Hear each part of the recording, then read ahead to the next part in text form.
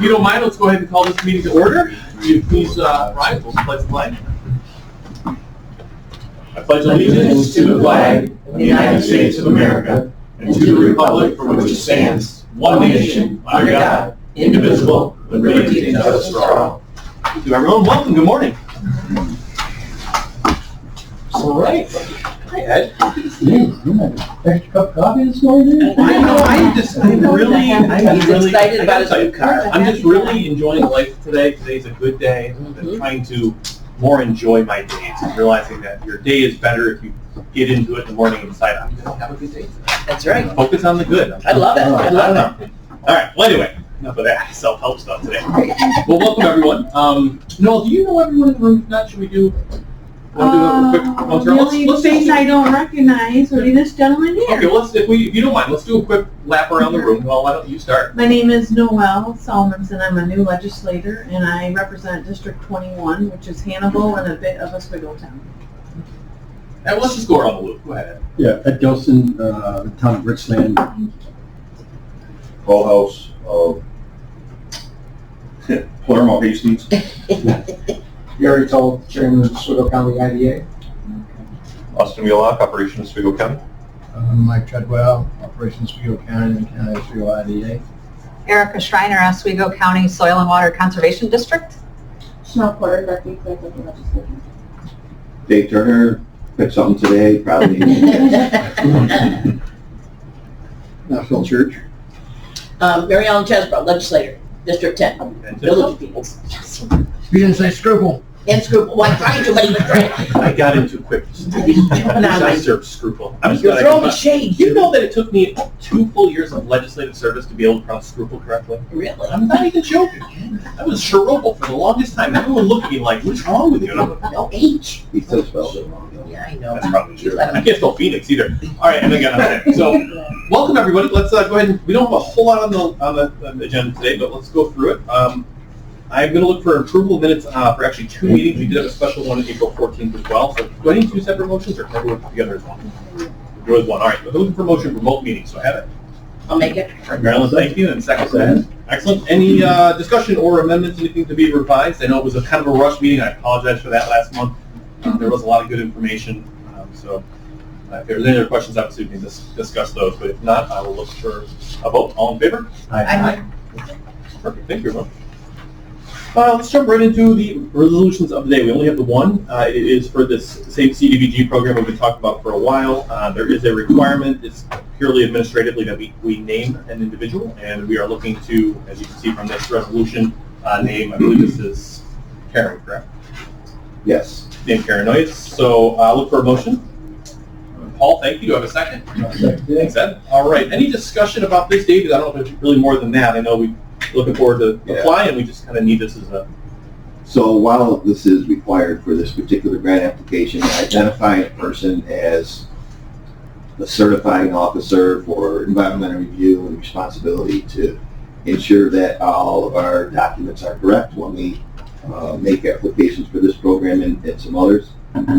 This will apply to Karen going forward as well. This is not just for this one application. Okay. So that will be a role that she will play in the grant process for our team. Understood. Now, is that purely for CDBG grants, or is that for all grants that require this position, or do other grants require this? Well, CDBG requires it, and some other federal grants require it as well. So any of them that do, she will play that role. Yes. We won't not have to appoint her again. Right. Perfect. Now, there's a note here about the program income administrative plan for 2022. Is that more just noting her for that one? So that's also CDBG funds. It's certain programs, when we help people, depending on what they are, have to be part of a loan and part of a grant. And we have people who have been paying us $5 a month for 10 years because that's all we can afford. But that's called program income. When we bring that in, we can use it for other eligible activities under the CDBG program, and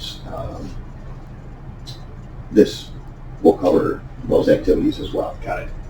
Okay, excellent. Now, is this an annual resolution, or would this be something that once you've named her, as long as Karen stays in the building for longer than a year, she would continue on next year, or is it annual? There's no reason it can't be permanent. Okay. It's up to you guys. If you want to do it annually, we can, but I've always just until there's a assumed, need to change, I'd be happy to just make it as long as she stays. I just assumed if there was a place to put a name, we put Dave Turner in, but I guess we can change that. Thank you. All right, wonderful. Any other discussion from anybody? All right, if not, all in favor? Aye. Any opposed? Thanks, Pierce.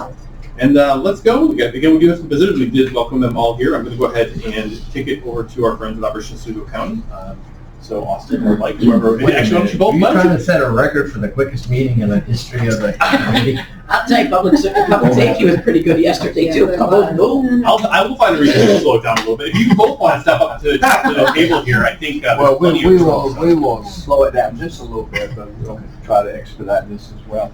Everybody has a copy of the CFA workshop that's scheduled for May 12th in conjunction with Empire State Development.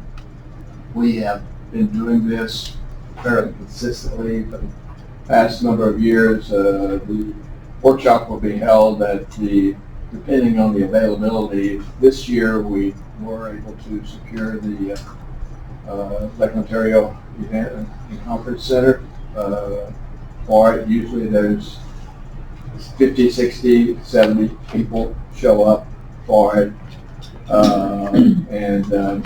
Last year was around 11. This will be for around 12 of the CFA process. Last year we did, Oswego County did very well. We had 21 projects approved in the CFA, around 11. Representing about $5.8 million in funding. So it was a good round for the county.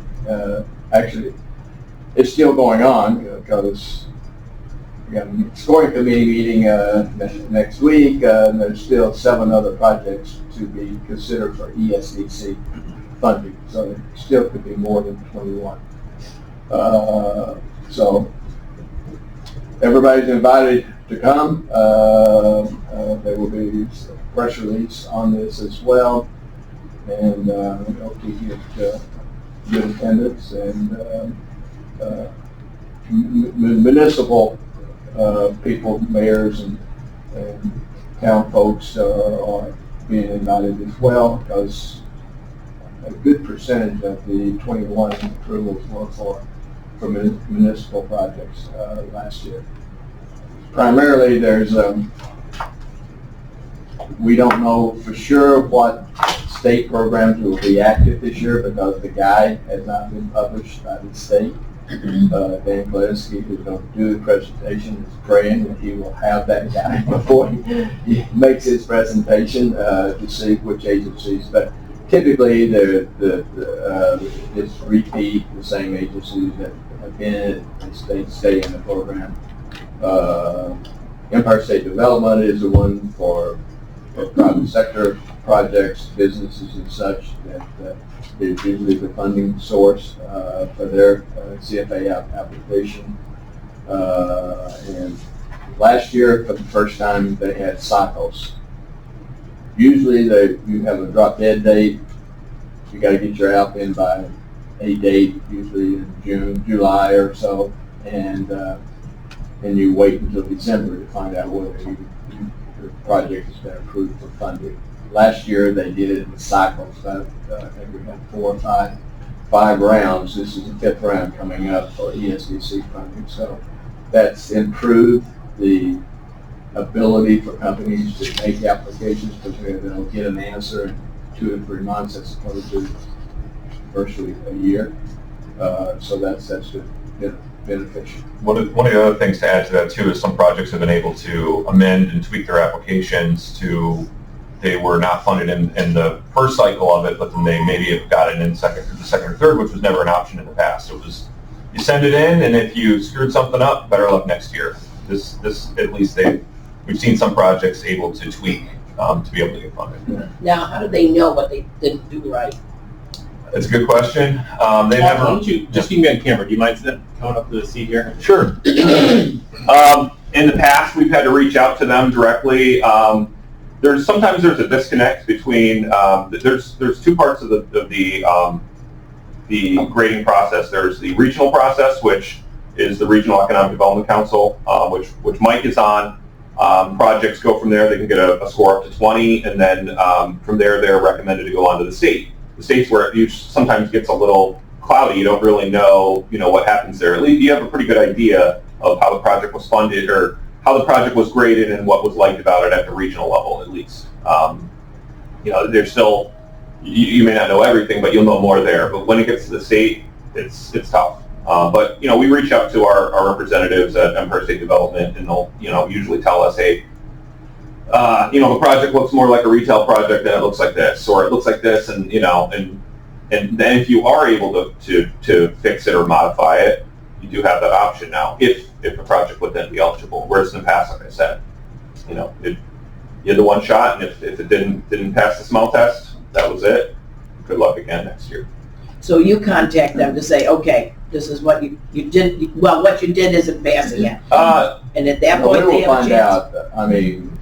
As a member of the council, we'll find out which project didn't get the Okay. blessing of Albany. Okay, And from that, we can go back. Never before, you had one app only, and you're done. right, And in this case, in this series, we had multiple applications that did not get the blessings of Albany the first time, and the app was tweaked and modified a little bit to make a few things more clear to the state. okay. And with that, it went back in for another round of CFA Right. review, and they got, some of them got funded, some of them did not. Okay. That's So it's kind of a quick review to some of the newer folks and those who may not be familiar. The CFA is the Consolidated Funding Application. A number of years ago, the governor kind of changed the way things are done, the way they hand out free money, taxpayers' money to businesses and other things, right? And so it's a process that usually opens up in June-ish. There's a portal online. Anyone who wants to be, see if maybe their idea could be funded in some sort of way will go onto this website. It will kind of tell you where to go and tell you what your opportunities are, and it will let you pick, which state agency makes sense to be funding. So now there's a price to pay for the money. yes, there is. It's not, they don't just hand you a check. You I have think we to, jokingly say free when we all. you have to know exactly. upfront all your costs, and then when the project is finished, Right. you can get it. So for any of your municipalities that either the municipality may be interested in applying, I know we had one ARPA application that was a study that could potentially be funded through these folks. That might make some sense too. But anyone who's looking to do studies are often funded through here. Some environmental projects can be funded through here. And so if you have even local small businesses who want to, traditionally it's up to maybe 20% of the cost could be That's Empire State Development. certified state development. Yeah, all the other state agencies, be it canals, be it DEC, they have different guidelines. Sometimes it's 50%, sometimes it's 100% for engineering studies for wastewater treatment facilities and things like that. So if you have any in your municipalities who might be interested, it would be a terrible idea to kind of share this with them. This funding workshop has been excellent. They've been out to do it every year, and I would really highly encourage you to think of anybody who might be interested in having. Now, Dan will sometimes bring information from the other state agencies. It's a little tricky because Dan is very much specifically for economic development. But there are, 10 other funding agencies, potentially more. Usually it's more than that. Usually about 12, 15. So Dan can usually at least kind of help out if there's questions. Very valuable resource.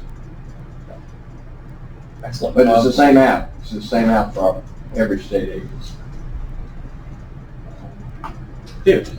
Yeah, that was going to be one of my questions. In the past, my experience has been that Dan is really focused on economic development and Empire State development, and it hasn't been as informative for like not-for-profits and municipal entities.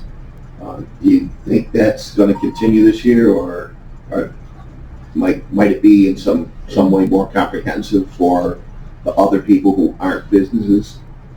And the second part of the question is, these extra application cycles. If I remember correctly, Yes. it's only for Empire State Development projects, not for parks or DEC or anybody else. You get one shot at those. One shot, yes. Okay. Yeah, I think that's going to continue. And then to your other question, to my knowledge, Just Dan is coming. I can make the comment, though, that it may be good to bring someone from another entity that could answer some of those other things. I mean, he's, we usually set this up for Empire State Development.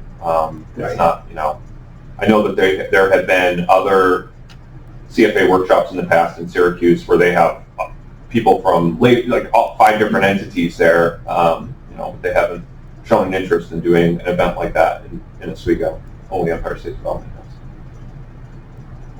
But I can see if Dan can bring somebody from Department of State or one of these other ones that may be able to bring some more information. And honestly, even if they're not able to make it, it wouldn't be a bad idea to just have maybe a summary, a one-page handout of the other agencies, what they've traditionally funded, the types of projects, and then we could kind of, if there did, some municipalities came up that weren't looking for ESDC funding, they could maybe take the handout and say, oh, I have a project that lines up with something that has been funded historically. Well, the guide, when it released, is on the web. Anybody can print that out, and it gives full details in terms of the amount of money, the restrictions, the caps, purposes, how it can be used, it's spelled out pretty good. I'll ask you if they're going to have a virtual event where they're going to have some of these other, where they could record it and then have it available, because those are usually very helpful, the Q&As that they do. So. No, I was more thinking, to Dave's point, we have had some municipalities or nonprofits kind of come to this meeting expecting maybe a little more targeted at them, might be nice for them, if they do come to just have a one-page handout that summarizes things. Yeah. Because you're right, I mean, that's incredibly That's your hard useful. copy. Yeah, just something like that that you can hand to them, and the nonprofit can go, oh, okay, this is a project like something I've looked at. And then obviously any of the funding agencies are great to talk to on the phone, if there's a website.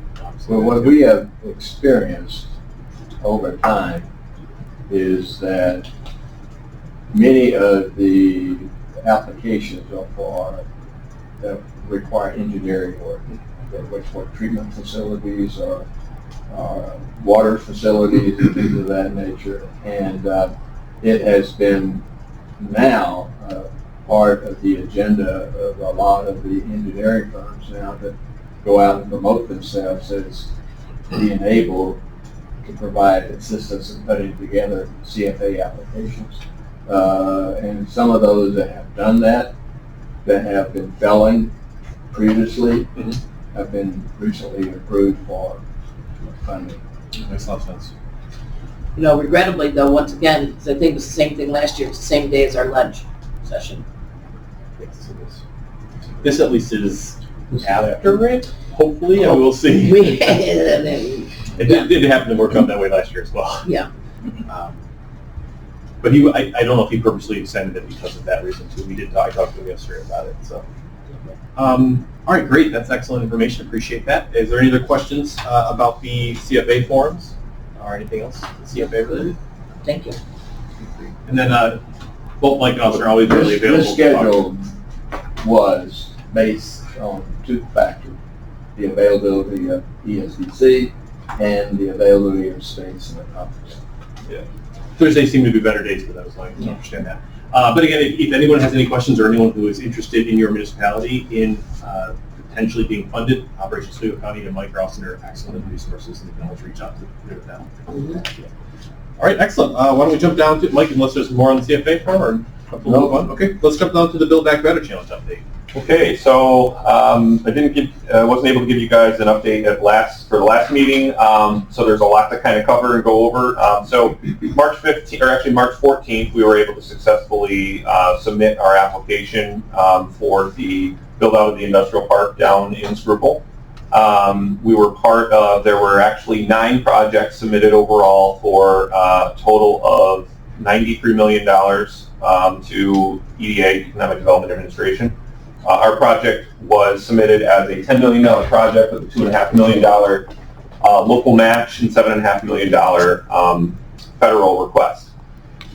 I think that, and I think a lot of us sort of anticipated this. EDA was inundated with requests. They told people you can apply for up to $100 million, and then we're shocked and surprised, and everybody applied for almost up to $100 million. They said that they were anticipating they want the awards to be more around the between $40 to $55 million, with some that are, above that. So they've asked all of the regions to kind of go back, sharpen their pencils, and try to reduce the requests. The Central New York region went ahead and asked all of the projects across the board to do a 30% cut for their federal requests. So our request, which was originally $7.5 million, was cut down to $5.25 million. What does that mean for a project? The $2.5 million local match is still the same. Some entities that submitted were able to increase their local match to cover the gap. Our project is not able to come up with another $2.25 million in a week's notice to do that. So what we did is we came up with two different scenarios. One is a sort of a worst case scenario. If it completely has to cut 2.25 and we cannot find any other support, we would, the priority focus would be on the new infrastructure, public infrastructure, road, water, sewer, and it would be, the 2.25 would be coming out of some of the site readiness activities, the pad ready sites, because those are things that you can, try to find some funding in other ways or push that on developers. Whereas you're not really going to be able to do that on the infrastructure side. So we prioritized the infrastructure that wasn't going to impact the infrastructure, that would still be done 100%. Like I said, the 2.25 would be coming out, worst case scenario would be coming out of the public, or the site readiness activities. That is now has to go back in by May 16th. We need to, because we are modifying our request and we're modifying our scope of work, we need to change kind of change everything across the board. Our engineering report, our narrative, all of our forms that we submitted. But the good thing is that it's a modification. We're not starting from scratch. So those got to be in by middle of May. And then last week there was a regional showcase to other philanthropic organizations and other funding entities that we had about. Wasn't a lot of time. We had about 20 minutes to present the regional project to these entities, and then later this week there is there's an opportunity. We're doing a virtual site tour of all of the regional projects with EDA, and that's on Thursday. So that's a 2-hour event. It's only open to the actual entities that are submitting. You unfortunately can't have the public participate in that, but that is going to be taking place later this week, and with Center State and our other partners, we've come up with a plan to do some drone footage of the different sites and do some things to show how they're all kind of connected, and pretty excited about that. Also, can you just give a 30-second overview of what this project is, Sure. who it includes, and then real quick the best case scenario of what this could mean for you? Okay, yeah, so what this is big scale. The region is looking at the development of trying to attract a major semiconductor chip manufacturing operation to Central New York. We already have a lot of different parts and pieces of the puzzle that are in the market already. They've got a lot of the stuff with the people who use these things in the sensors industry and others, and we're trying to say let's look at this cluster that is partially formed, and let's try to, one, get the big anchor for it, which is the semiconductor manufacturing, but then also looking at, there's been a lot of research done that when these big semiconductor manufacturing operations come to your community, what else comes along? And it's sort of like the Walmart. When Walmart comes, you get the other little stores, the dollar stores, and other stuff that come along. The same thing, when you have a semiconductor manufacturer, you have anywhere between 100 to 200 other companies that do business with them that also come along. Now, some of them are not going to need their own space. They may be, sort of virtual, but a lot of them do. And so what we're trying to do is this development of the industrial park is going hand in hand with what White Pine is doing in Clay, in Onondaga County, in developing a site which will be able to support the supply chain for the semiconductor manufacturing industry. So that can be anything from people who are in this, that are actually suppliers of some of the components for it. It could be companies that are doing R&D. It could be warehousing and logistics. It can be multiple things. So within our, and I know I'm going over 30 seconds. Sorry, you're doing good. That's what I do. Good. So we had hired CNS companies to take a look. 30 seconds, so you didn't go over 10 minutes. Yeah. So We'll start saying that to you. CNS Companies has put together a sort of a feasibility study engineering report looking at the acreage that is there, and you know what we're looking to do, and says we're laying this out for between 9 to 12 development sites. Right now it's 9. Some of those can be divided down. Some of those could actually be put together if you have a larger project. But 9 to 12 development sites that would support a minimum of 700,000 square foot, and depending on the actual users, and you're not going to know the users until the actual other project comes along. So some of this, you know, you're trying to be, you know, as flexible as possible. It's for anywhere from 600 to 1,200 jobs, and those are, I mean, that's a range too. I mean, you could have one major user who needs this site who could do 1,000 jobs, or you could have 10 companies that are each doing 60 to 100, and you know, it's the developments are probably, we're looking 3, 4, 5 years down the road, because you need the infrastructure in first, you need the other, you know, you need these other things. But if you're not proactive about doing this, you're not gonna. Yeah, and that's I appreciate it. That was excellent. I want to again thank. He just walked out, but I want to thank Dave for the help that he did, as well as obviously the reason that the IDA in Oswego County is kind of heading this up is because the property where this is going to be hopefully being developed is an IDA property. And so it just made sense logistically to head it up. But Dave and our county team has also been very helpful, obviously, working with them. One of the exciting things about this project, if it does come to be, again, I think we have as good of a shot as anybody. Again, thanks for all the work you guys have put in. And we start to see that type of a relocation of workers to this area. There's a lot that needs to go along with it. It's not just infrastructure for the plants, which is true. We're going to need wastewater and all those things. But we're going to need housing. We're going to need everything that goes along with it. Hopefully, you're going to have all the pieces that make sense when this type of employer comes into town. We're going to need to be prepared to do. And so, if we don't, we're going to lose out to the other neighborhoods that are. We don't have Radisson in Oswego County, right? But we could potentially have 600, 800, 1,200 new people living in Oswego. And so, what does that look like, and what can we do to help be prepared for that 4, 5, 6 years down the road? So, great conversation again. Thank you so much for all the work that you folks have done on that. This could be a game changer for us.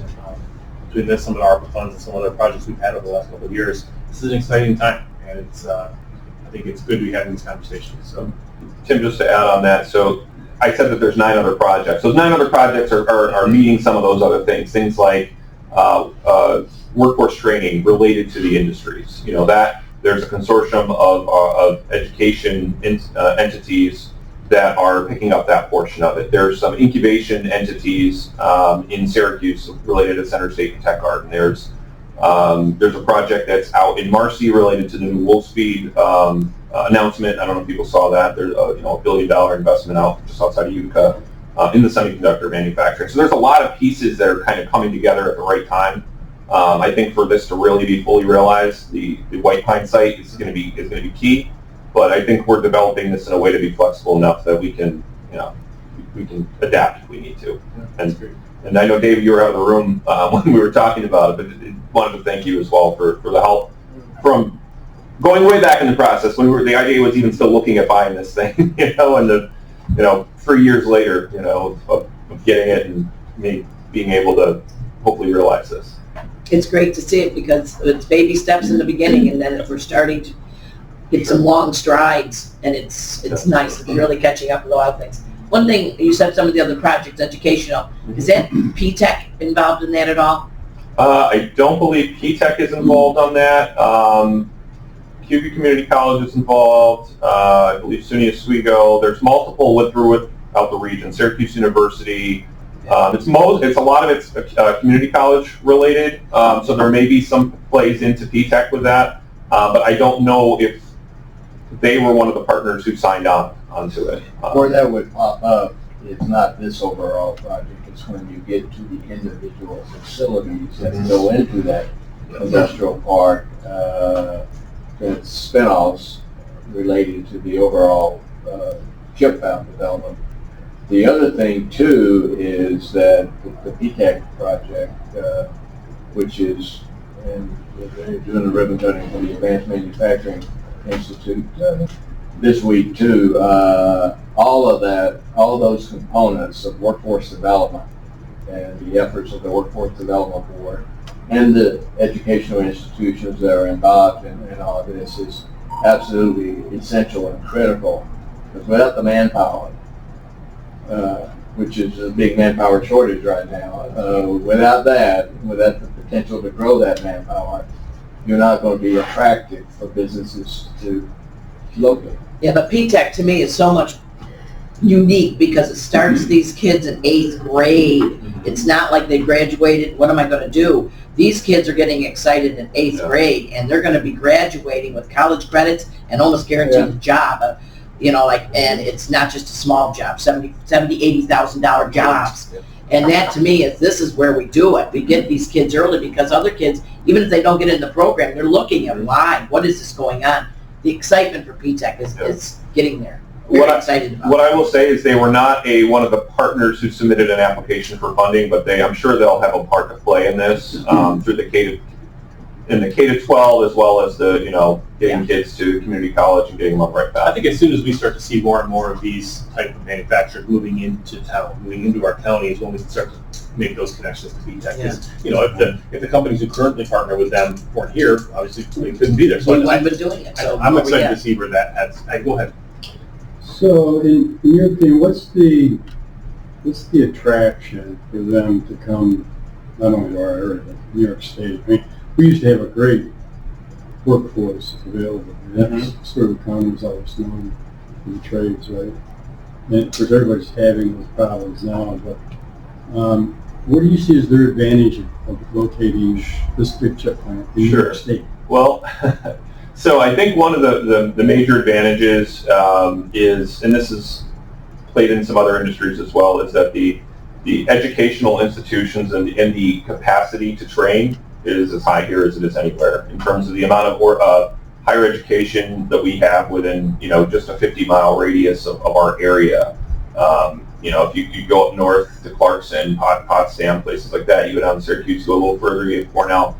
There's very few places other than maybe near the Boston area that has that kind of critical mass of research and development, and it's similar to how SUNY Albany was able to land the Global Foundries chip fab project out there. So I think it's a kind of a similar look in terms of how that was built out and done. And I think one of the other things is that New York State is, and you're going to see more about this, they just announced Fast New York. That's an infrastructure initiative that they're looking specifically to try to attract more in the semiconductor industry. So I think that one of the other things that's going to play into this is both New York State is going to throw a lot of money at trying to attract this industry to New York, more of it. And I think that even though I'm not necessarily excited about the way they're doing stuff, I think that there are people at the federal level that are pushing for our behalf, for New York State's behalf, of getting funding. Schumer's one of the ones pushing pretty big to try to get funding in New York State. The semiconductor bill that he has in is his baby. He wants to, there's $50 billion to get more semiconductor manufacturing in the U.S.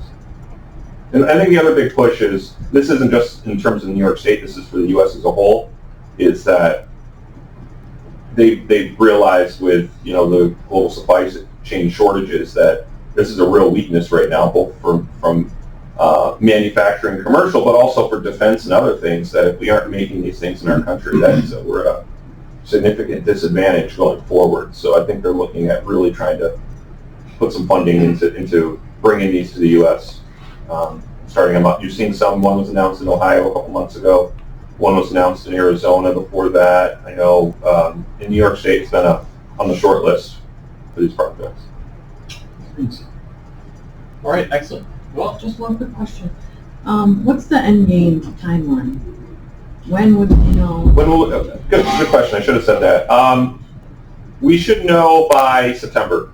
We're going to be spending the next several months sort of going through this coring process of working with EDA, and they're going to be scoring these and making sure that, because they're of the 60 that are left, the 60 applications are going to cut that down between 20 and 30. They're going to fund no less than 20 and no more than 30. We want to be on that list. So we're going to do everything we can. That's why we're doing this virtual site visit this week. That's why we're going to be doing, we're going to be having other events where we're meeting with our EDA representative who's in Philadelphia, Ed, I can't remember what, Hummel, and talking about those kinds of things, of the nuts and bolts of what we're doing and how their money's being spent, how our money's being spent. So the short answer is we're supposed to be know by September, but maybe we'll know sooner, maybe we'll have an idea sooner, but that's all I know. Knowing and getting is two different things. When will the money start flowing? That's yet to be determined. Correct. Great. David. So, just because there was a question about workforce and our involvement, this Build Back Better Challenge was one of 5 different opportunities that came out of the American Rescue Plan Act. There was the direct allocation that all the governments got. This program, there was also a workforce development program. Our team, Rachel Pierce and Gene Tucker, were preparing an application for that opportunity, and they joined with the regional group to put together a more comprehensive application. So we're involved in trying to get more workforce assets. We're just not doing it individually, and it's not as much as part of this application, even though this does have a high-tech workforce component. Workforce in general is also covered by another group. And that is a concept, if anybody wants to look at it, from the part that Austin was talking about. Hold it up here for you. Yeah, anybody wants to look at it afterwards, you can. The other nice thing about if this happens, then we're going to be able to justify it. When you can identify jobs that are going to be created and you have somebody that's willing to say, yes, I'm going to come there and employ people, money becomes more easily available to you. So the more we can do to build this out, the more infrastructure money we can get. And as we build that out, then Tom Scoopel gets to a point where they can start attracting housing and other business development there. So this is kind of like a stepping stone to opening up that part of the county that hasn't seen a lot of development. Just one last thing, and I think that the Economic Advancement Plan several years ago had mentioned one of the critical key initiatives was the modernization and the build out of infrastructure in the county. Modernization on this side of the river, and then just building it out on the east side of the county. Where there's just a lack of a lot of public infrastructure. So I think that this is one of those projects being realized. It's killing more than 2 birds with one stone, probably 8 birds with one stone, but it's definitely realizing those things. I think there, more to come, more to do related to infrastructure. Well, in that too, though, there was a specific recommendations of the Economic Advancement Plan to have available shovel-ready, quality industrial sites and available facilities and buildings. Many prospects are looking for a building relative to constructing a new facility, but with this, it gives us the opportunity to have that quality industrial. We're sitting there right on 481 at interchange, 4-way interchange. It's really good. And a rail that runs the whole west side of the site, so it's a good quality site.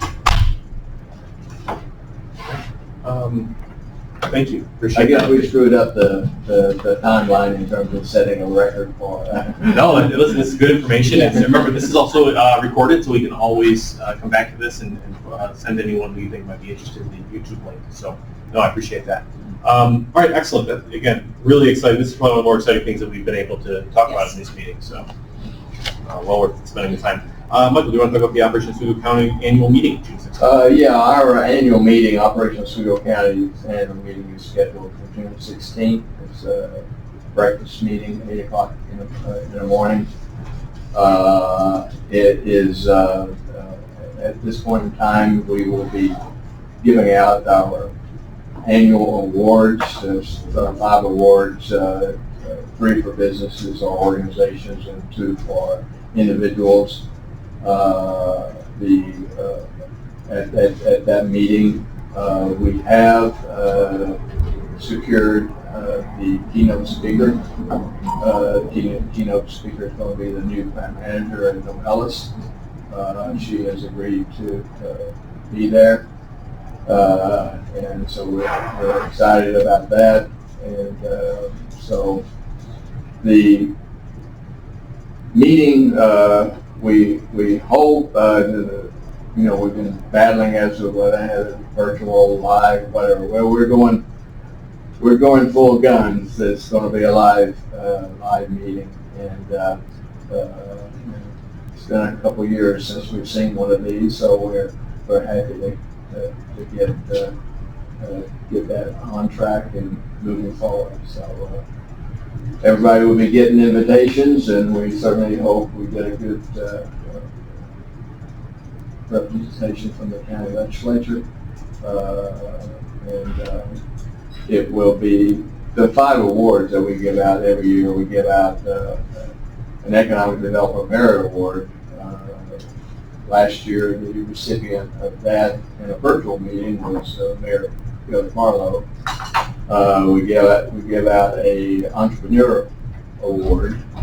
Last year, that was Rebecca Alford of the Rainbow Shores facility. She was the recipient of that last year. Business Excellence Award last year was Wilson Construction.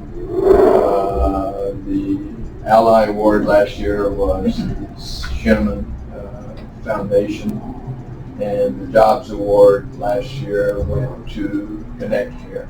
That's done a lot of expansion and growth in the county. So we'll have those 5 recipients and award winners. You'll have to attend the event to see who the award winners will be for this year. Yeah. Drum roll, yes. Pre-announced. Yeah. So just again, as a kind of reminder on the structure, Operation Oswego County is the not-for-profit that we have a contract with as the county legislature. We fund them a number of monies throughout the year, and they are our economic development arm. And but in addition to that, they do so much more. They have their own staff that does additional work through our local businesses. Feel free to refer any of your local businesses to Operation Oswego, to us and Mike. If they need grant writing or even just development education, they're great for that. Also, we're okay to move on. Gary Toth is here, and Gary Toth is the chairman of the IDA board. The IDA, again, is Industrial Development Agency, which is a board we appoint. We have appointed Gary, and he's been elected by the board to be the chairman. And Gary, if you don't mind, you're not on the agenda, so feel free to be as quick as you would like to. But if you wouldn't mind giving just a little bit of a plug of maybe over the last year, some of the cool stuff that you've seen go through our IDA board, some of the projects that we've been working on, maybe a little separate from Operation Oswego County, just kind of some of the stuff that you've seen that we are working through there. 30 seconds. As long as you feel you need it. No, thank you very much, Tim. I didn't expect to speak on this, but I had something else I wanted to touch on too.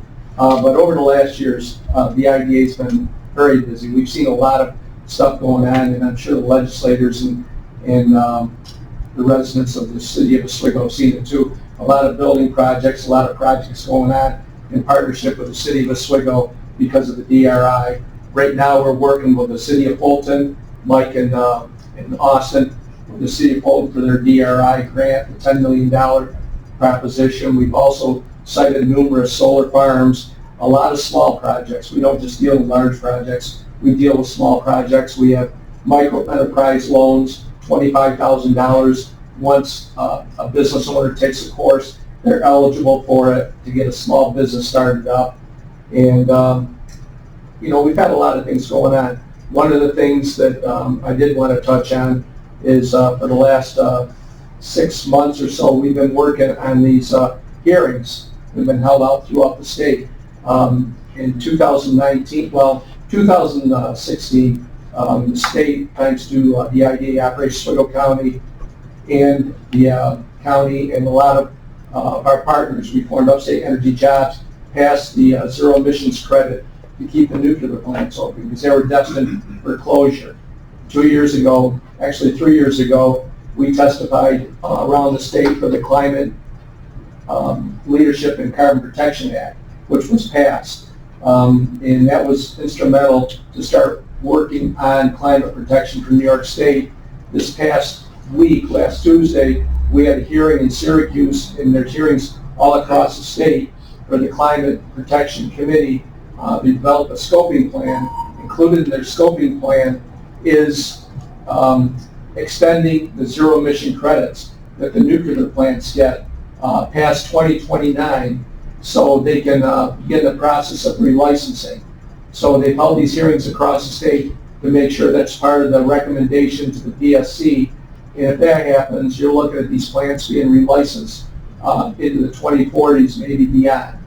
And once this is done, then we jump into carbon pricing, which, you know, I gotta thank Dave Turner for his help on this. He was part of the conference call. Bill Church and legislator Bob Wilmot went down and testified Sunday with myself in front of the Climate Action Council, along with the building trades, who I can't thank enough, because they filled the seats. They had just a line of people speaking on behalf of the plants and the scoping plan.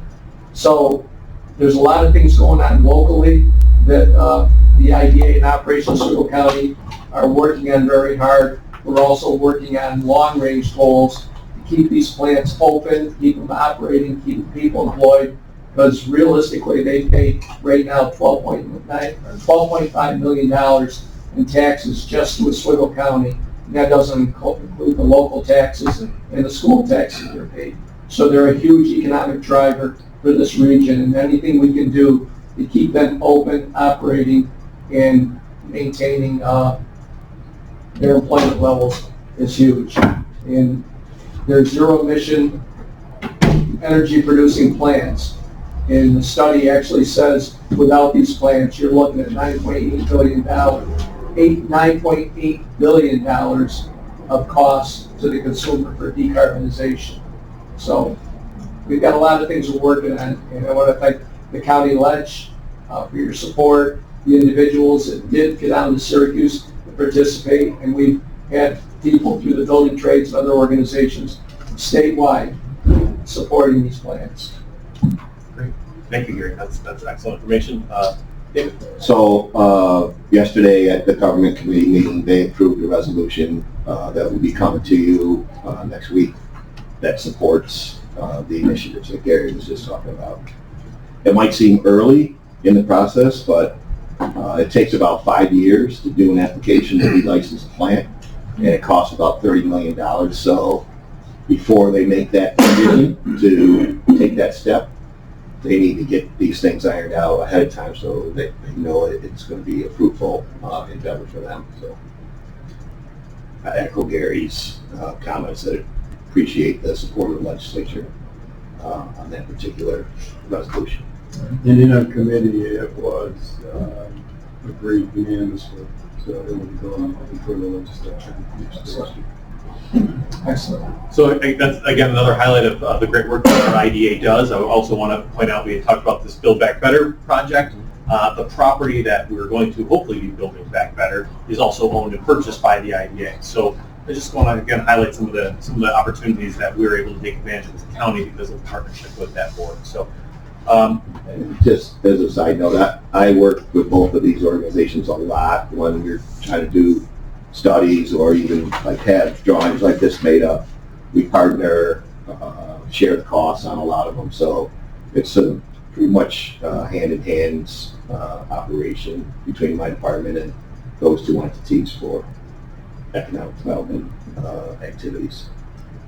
all right, any quick, Gary? Just one more thing. Just to kind of bring things full circle, Operation Oswego County, the Oswego County IDA, and Dave Turner's office in the county, we're working very hard to be successful in this Build Back Better program so we can start building for the future, but also working very hard to retain the jobs and the businesses we have here in Oswego County, which are very important. So we're kind of working at it from both ends. A log crash, you all heard, was this elevator falling. There was an employee inside who fell a little bit. She is fine, And I'd like the committee to vote her Employee of the Month as her main concern is to tell Dave, her boss, that she wasn't in the office. Oh my God. It was Angel. Everything is okay. We're shutting the elevator down. She's not hurt. So I just wanted to explain what was going on. Thank God we only have 3 floors. Ooh. My employees risk their lives. Appreciate that. All right. But she's an angel. Yeah. There you are. She earned her wings today. All right. So, is there any other questions for Gary for IDA business, anything like that? No. Just, I want to add, because you're involved and Ed has some knowledge of it as well. We're also right now currently working, Operations Oswego County, the IDA, my office, and several community partners on taking a look at restructuring how a lot of the academic development activities happen, the purpose and the mission of the 2 organizations, their relationship with the county, with the legislature, and succession planning for moving both those organizations into the future. So that's been going on for several months, and we're getting closer to the end of that. And a lot of it is focused around the economic advancement plan that the legislature adopted in 2017. So it's an evolving process so that we can stay current and effective. Excellent. Okay, great. Rich, welcome welcome back. Oh, thanks. I didn't want to give you a high five there. Yeah, I know. It's good to see you. All right, well, excellent. Well, thank you. Thank you all. If we are all comfortable, then I'll move on to our one of our last updates. We have Erica here. Welcome, Erica. Good to see you again from Soil and Water. Just give me a couple moments, I'll get my display, not doing a magic show. It's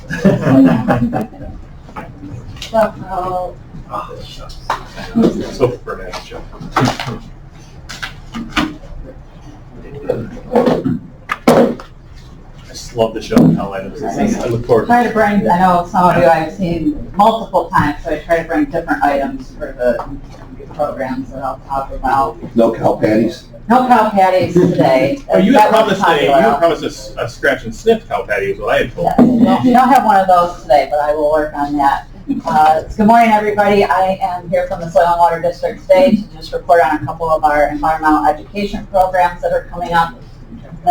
Those responsibilities are just one component of my job. The other portion is involving working with agricultural producers in relation to water quality and natural resource management. But today we'll talk about education and kind of carry on with Tim's theme of focusing on the good.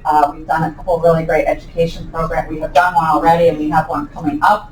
The first one is the Plant a Tree program, and we work on that with Cornell Cooperative Extension of Oswego County. And for the past 31 years, we have worked together to distribute educational materials and tree seedlings to Oswego County students in grades pre-K through 5. So the 3rd week of April, we distributed another 5,000 Norway spruce seedlings. And all total through the 31 years of the program that we have kept records for this, the total is about 138,000 trees. And these are just little seedlings. I don't have the exact rate of how many have survived, but here is a very happy young man with his little tree seedling in there. He has properly planted it, has the little tomato cage around it to protect it from getting mowed over.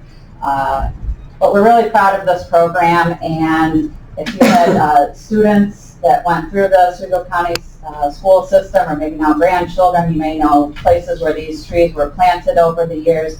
Every child is given one to take home and to plant and to take care of. Students in the younger grade levels receive a coloring book, so this would be pre-K through 2, and then there's also teacher resources that go with that. The program, in addition to being coordinated by our office and Cooperative Extension, we do receive funding from Constellation and also the Oswego County Federation of Sportsmen's Clubs to do that one.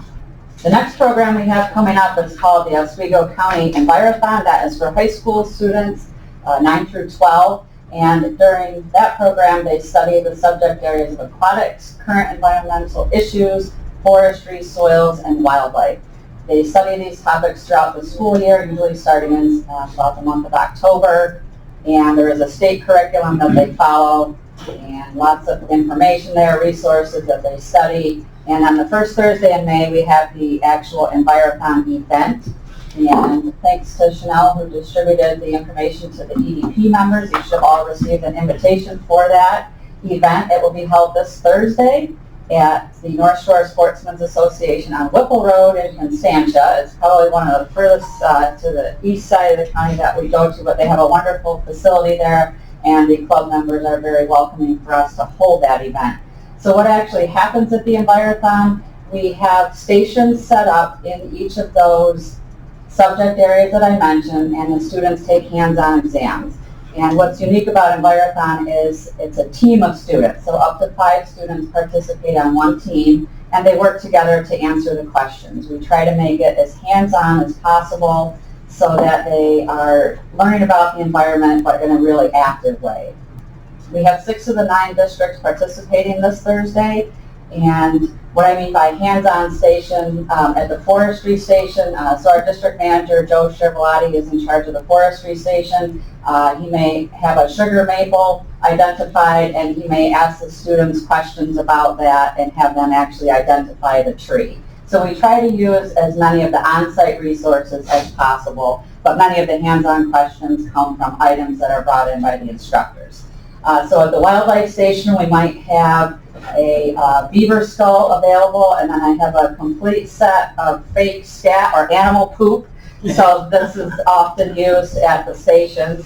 And again, so this would be a question for wildlife relating to beavers. For the soil station, this is an example of a soil profile just on paper, but what we'll typically do is excavate with a shovel a pit area so that the different soil horizons are exposed, and then students are asked questions about the soils that are present on the site there.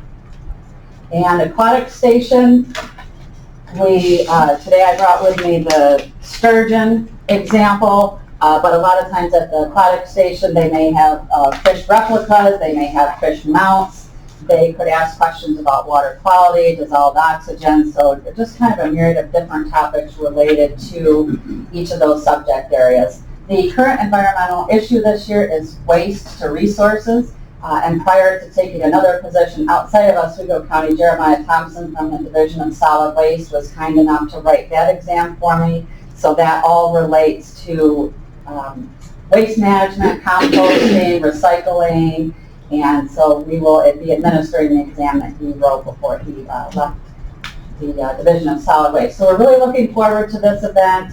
And again, it'll be Thursday at the North Shore Sportsmen's Association. We have, this is our 30th annual, so I've been waiting to say this since 2000, after 2019 we had our 29th event, and then I kept waiting and waiting. So finally we're able to have it this year. So we did have bandanas made for all of the attendees and participants, and then every attendee participant will receive a t-shirt. So we have our Envirothon logo, and along the bottom it has our 30th anniversary listing, and the back of the t-shirt has all of our sponsors. There's 14 different sponsors that help make this program possible, and it pays for things like the materials that we need for publications, the t-shirts, the promotional items that we have, the food that we provide. So Constellation is our primary supporter of this program, also the Indac Oswego Energy Center, National Grid, and many other sponsors donate not only funding but items. It could be the Agrimark dairy farmers. Cheese is a popular item, so they donate the snack size cheese for us. Pepsi has donated drinks and water, also from Eagle Beverage. So just a lot of local support for this program that we're so happy to have. If any of you are able to come out and see the program, we would be grateful for that. We do an awards ceremony. There are awards not only for first through third overall, but we have awards for each category to give out to the students. You can help us hand out awards if you'd like, or if you'd just like to come out and see the program, that would be fantastic as well. And one last thing I wanted to share is Joe, our district manager, wanted me to remind you that the annual report was placed, I believe, in your inboxes maybe end of March, beginning of April, that describes all of our program areas. And if you have any questions on that, you could certainly let him know. We'd be glad, Legislator Salmonson visited our office last month to learn a little bit more about us and what we do at the office. And I'd be happy to answer any questions about these programs, but thank you for your time. Yes? The sponsors are listed here, but for the record, would you mind naming all of the sponsors? Certainly. Okay, so these will be for funding. We have Constellation, Induc Oswego Energy Center, and National Grid. One individual and one organization donate funding for scholarships. So that is a private individual, Ed Hogan, who just really likes our program. He comes to help out, and he asked if we could use $500, so we give that to the students as a scholarship. The Oswego County Federation of Sportsmen's Clubs also provides a scholarship, so that's $100 to each of the team members. We have Agrimark Dairy Farmers with the cheese, Compass Credit Union with funding, Eagle Beverage Company, Water, Fulton Screen Printing does our design work. We have New York Master Forest Owners, New York Water Environment Association donating funding. Novellus gives us some fun items for prizes for the students. The Oswego County Trappers Association supports the program, and also Price Chopper gives us a gift card to purchase lunch items. And then the North Shore Sportsmen's Association is allowing us to use their site and are more than helpful. And tomorrow when we go to set up, if we need any tables moved or anything like that. So thank you, Legislator Wilson, for offering for me to read that, because it does take a lot to put an event together for sure. Well, I just want to say that I attended this event last when we could, and I loved it. It really was, walking to each of the stations and listening to the questions, seeing the kids really thinking about it, working together, trying to get it together. It was great seeing the education coming to its fruition after what these kids have studied for. So I totally enjoyed it, and I'll be there. Yes, we'll see you Thursday. All right, well, thank you. Go ahead, David. Just as an example of how far-reaching the effects are from this, and because I'm kind of proud of her. My daughter participated in this many, many years ago. Her team actually did very well at the state level. And when she graduated and went to college at Canisius College, she discovered that they had no recycling program on their campus. And she just marched straight into administration, said, shame on you guys. And within a year, they had a campus-wide recycling program because of the things she learned from America. Oh, that's awesome. Nice. Awesome. That's great to hear. Thank you for sharing that. Really appreciate it. That's our goal. If we can make a difference to somebody, or maybe they're not sure what they want to study in college, if they do Envirothon, which by the way is a totally volunteer, it's an extracurricular activity. They're just doing this because they like it. Well, again, thank you for the Absolutely. update. That was excellent. Yeah. I know that this committee hears from both you and Joe very regularly. Will keep us in the loop, and we really appreciate it. And there's just so many amazing things that you folks do with really a small staff to get it all done. So thank you for the work you do, and know that we really appreciate it. Thanks for the compliment, and thanks for letting us share some information with you today. I like the tree thing, because I was told this actually by someone at the state. He said the best day to plant a tree is 20 years ago, but the second best day is today. And I really like that. Great. Of course, he was talking about an application that I was going to have to make that would probably take 20 years to go through the process. But anyway, thank you so much again. Thank you all. Dave, I'd like to, not that I don't want to do too much longer, but I do want to just give a small update. I've had a number of folks reaching out asking about the rescue plan. So again, this is a public information, public meeting. Can you just give us a 30-second update on kind of where we stand and how soon we expect to start kind of moving things along? Sure. We've had in excess of 40 requests from various entities, public, private, internal, external. This morning I got 5 brand new ones, so they come in every day. Chairman Weatherup appointed a task force to do initial review of those, and we met a couple times, most recently last week, where we did a really thorough review of 15. They all have recommendations in one form or another to move to the next level, which would be through the caucus. I think will be the first step, the majority caucus, and what you guys want to do with sharing with minority caucus, I'm happy to do that as well.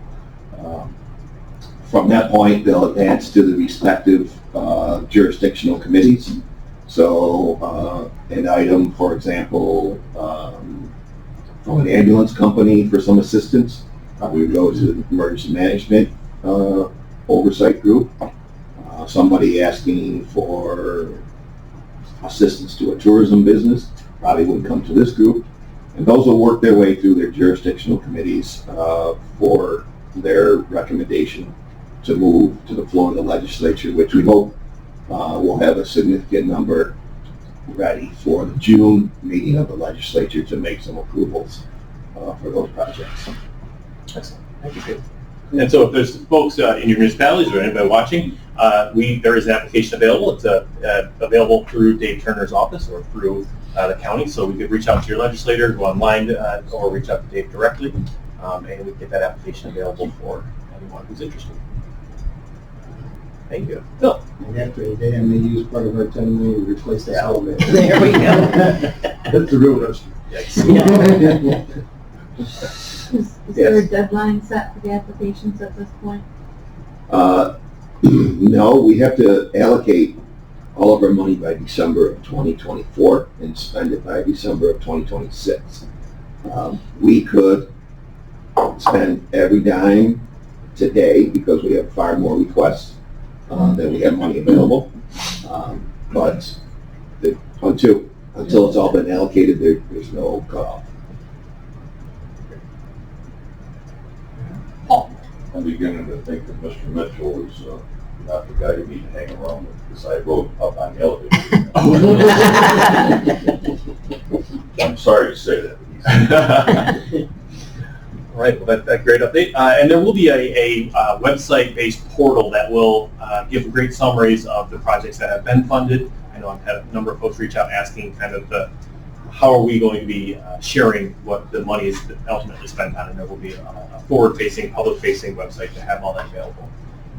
Again, I want to thank you, Dave, and your staff for all the work you put into that. I know it sounds easy to hand out $22 million, but it takes a lot of work to do it the right way, so I appreciate all you've done on that as well. So. All right, if there's nothing else, okay, we got other stuff, so go ahead and look at you. One thing, I just want to give everybody a 30-second update on the Marine Sanctuary project. Oh, yes, thank you.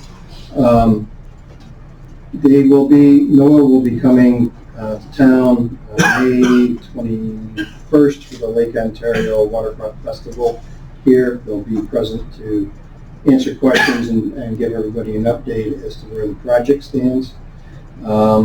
We are still looking at a possible designation by the end of this year or just over after the first of the year. I'm always asked, is this going to happen? How far away is it? I can tell you that NOAA is already creating school curriculum around this sanctuary and posting it on their website, and they are begun thinking of a name. So what does that tell you? Yeah, that's good. Good news. As we get closer and we get a firmer date, what's going to happen this summer is they will publish their final rules, and they call it final rule, in the Federal Register, have a series of public meetings again, one in each county, and that's the next to the final step. They take that comment back, tweak it in the rule, and then designate. So we're getting down to where we can start counting the days. Excellent. It's a lot of work. And did you put it to the 7 years. Yes. It's amazing. Thank you. Exciting. Eric, go ahead. I forgot to mention this during my report, but typically the winner of the Oswego County Envirothon has been, the team has come to the June meeting of the legislature to be recognized, and I wonder if that is something you wish to continue. Oh, absolutely. All right, excellent. Thank you. Well, great. Dave, do you have anything else? No? Anybody else? If not, thank you, everyone. Great meeting today. Appreciate it. I'll look for the appropriate motion. I'll make a motion to adjourn. Thank you. All second. All in favor? Right. Opposed? Thank you, everyone.